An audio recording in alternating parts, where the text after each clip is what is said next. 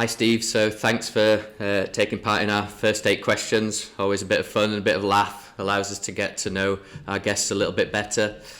So the first question that we've got for you, and this I'm looking forward to hearing the answer to this one from you. What was your first computer? Well, I wouldn't call it a computer, but a computing device, because it was a programmable calculator in the mid-70s. Right. It was a Texas Instruments SR56. Nice. I don't remember what the SR stood for. It was such a long time ago. But I do remember what the 56 stood for. Okay. It had 56 programming steps. Imagine that. Okay. And it had everything, you know. You could do if-thens and loops, so it was a real computing machine. So when you say 56 steps, was that the most amount of commands you could do, or was that the number of different types of commands you could do? It was the number of, let's say, keystrokes it could remember. Right, okay. A program was at most 56 keystrokes. Now that's a good constraint to work with. Constraints are always good, you know. You've got to be very creative with that. Do you remember doing any sort of coding on it? Or do you remember, did you take it into exams and you'd already got something worked out that could help you kind of do some of the more complicated? Let me tell you the story how it started, because I got it as my birthday present. My dad bought it. You know, he was not into math or computers or anything, and he saw I liked math, so okay, let's give him a nice calculator. He bought the best of the best, brought it home. I was exhilarated. I delved through the instruction book, and I went through one of these first programs. Yeah, probably the very first program I ever came across.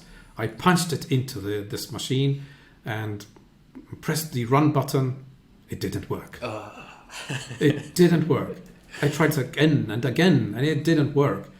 So I went to Dad and said, "Hey Dad, this thing is broken. It doesn't work." So, what? It cost a fortune. Let's go to the shop. So he went to the shop and complained there. He was furious. Yeah. What did you sell me? And the guy was very calm, but he asked me, "What did you do? And let's do it together." And we went through it, and sure, I had introduced a bug in the program. My first bug in my first program. But I got humiliated there. Dad brought me home, and he made sure that I remembered that experience. So that was my first experience. I can imagine that scene. That sounds hilarious. A nice angry dad going in and saying, "You've sold me something," and he's like, "Well, let's just look at the code." Tell me, your first program was making it say "Hello World" at least. Well, it was all numbers. You didn't. You could. It has one of those bar-based liquid LCDs. Mm. So you could write letters, and then you turned the device upside down, and you could read something. Yeah. But that program was not the Hello World. I think it was something much more numeric. I think I know the word that you first put in there. Okay, so next question. So what is your favourite piece of software or app that you're using at the moment? Well, the one that has been sticking around for the most and that I've used to write almost all of my books is, believe it or not, Vim. Vim? The text editor. Oh, I don't really know much about Vim. What's good and bad about it? Oh, dear, you're really missing an experience. Right, I will check it out. It's been part of Unix since the beginning of time, and the wonderful thing is that it's really completely keyboard based, so you don't use the mouse. Right. That's why it's so hyper productive. You just fly doing things with the keyboard. Yeah. It's very hard to learn, I must say. But once you master it, it's really a super tool. Right. I'll check it out. I don't know if I'll be able to overcome the learning curve, but I'll definitely look. It's a rabbit hole. I warn you. You can get into it. You will never get out. So with the shortcuts, is it like Shift Control P would take you somewhere and stuff like that? or is it? Well, it's really avoiding the chords, so not combinations of key, but sequences of keys. Right. And it has a writing mode and a command mode, so you keep on flipping from writing to command, and then the commands are really straightforward. It's like typing words. You know, it's like a specialized language for text manipulation. That sounds definitely like something that I'd like to play with. I think I'll give it a go. Okay, next question. So what do you think has been your best technology purchase in the last 12 months? Well, let's make that 24, because when I noticed that COVID was coming about, and I understood that, we're gonna stay locked up for quite a while, I decided to get a desktop computer. Okay. The last 15 years I probably just had a laptop, just moved because I was a consultant, always on the move. So I thought I better get a desktop. So, but which one? And finally I settled on a Mint box, fully spec'd to the maximum specs. But the beauty of this box is, well, it's small. It's maybe like 40 times 40 centimeters, even less. It's lightweight. But the beauty is that there is no fan. Oh, okay. So no buzz, no humming, no interference with the microphones, and that for a high-performing computer, I think, is a great thing. You don't have that annoying noise in the background all the time. So I bought it because of that, and I'm really glad I did, because it's kept my sanity in these 2 years of being locked up. It sounds quite portable as well. Are you able to take it with you and just plug it into someone else's monitor as you move around? Yeah, if you need, it's transportable, so it's not a laptop. It's maybe like the first laptops that came out in the mid 90s, like the Toshibas. They were like bricks that you could move with two people. But yeah, you can move it around. Do you do any gaming at all on it, or is it purely? No, I've never been much into gaming, so, but I'm sure it could handle it. I can hook up like 6 4K monitors to it if you want. Oh, that would be cool. Imagine you could have them all the way around you. I have only 2 for the moment. Right. Well, I'm gonna have to check that out. I want 6 monitors one day in my life, so that'd be great. That's put it on the bucket list. Yeah. Next question. If you had 6 months to spend abroad, somewhere that you've never lived before, where would you choose to go? Good question. I used to be a lot into cycling, so if I could take 6 months off and work on getting fit, I'd probably go to some place where you can go on the race paths of the big cycling tours, like the Tour de France, the Giro d'Italia, or the Vuelta a España.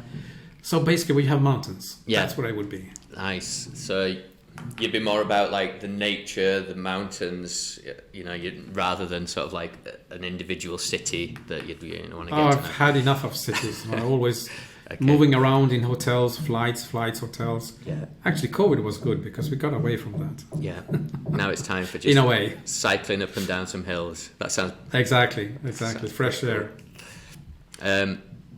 So this is a question that we always ask. If there was an item of tech that you could put into room 202, we call Concise Conversations. It's nothing to do with room 101. It's room 202. What item of technology would you put into room 202? Be banished forever? Well, I wouldn't pick technology, but I would pick, since I am in this space of agile organizational performance and so on. Believe it or not, what I would put there is Scrum. Scrum, right? Scrum, yes, because Scrum had a function in its time, but then I think it has just degraded and produced more damage than good to the entire industry. Right, get it in there. Yes, let's kick it in. All those Lock Scrum it up. Masters, they need to... Throw away the key. And then finally, this is what we always think is the most important question, and you can learn most about someone from the answer to this question. What is your favourite keyboard shortcut? Oh, I already replied to that. It's not one keyboard shortcut. It's the set of, let's say, the key binding set of Vim. Wow. And then, of course, I'll just show you. I don't know if you can see this, but I have like this sort of keyboard. All right. Which makes you fly even more. It looks like you made that yourself. That's...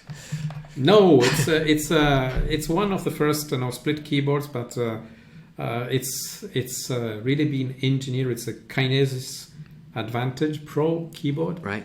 I'm not associated with them, but I'm just so happy with this keyboard. I've had it for over 10 years now. Probably time to upgrade it to a new model. But it's really good because the keys are like aligned, so you just move your fingers up and down. You don't have to flip them from left to the right, and it's sculpted. It takes a bit to get used to, but I consider that as a security feature. Now, anyone coming to my computer would just get lost in trying to use it. I'll move on to the next one that I don't understand. Exactly. Can I ask, where is the... All right, so on your keyboard, is the Z key next to the T, or is the Y key next to the T? I have to look. So on this keyboard, it's split. Right. But the answer to your question is TY. Right, okay, because if you touch type, normally you use your right finger to go to the Y. So I've always thought with those ergonomical keyboards, that's just one little thing that I've never understood, is why, that bit is on the wrong side. No, it is on the right side. Yeah. No doubt. It's often, if you're right-handed, you have some preferences of like overlapping to the other side or vice versa. So you gain like the wrong touch typing habits. Yeah. I learned touch typing very early on a real typewriter, a mechanical typewriter. Yeah. Yes. Because my mom was doing secretarial work, and she was typing all the time, and I thought, no, that was fantastic. I want to learn that, so she taught me. Oh, brilliant! So I could touch type even before I had a computer. So I'm very close to keyboards and touch typing. I've got a similar experience. My mum, she used to teach secretarial studies. She used to teach touch typing, so I picked it up quite early as well, but it seems like I'm still doing it wrong. You have to get this keyboard, and you're forced to. I'll try to do it right. Brilliant. So thank you very much, Steve. It's been really great talking to you. I've had a great time. It was a pleasure.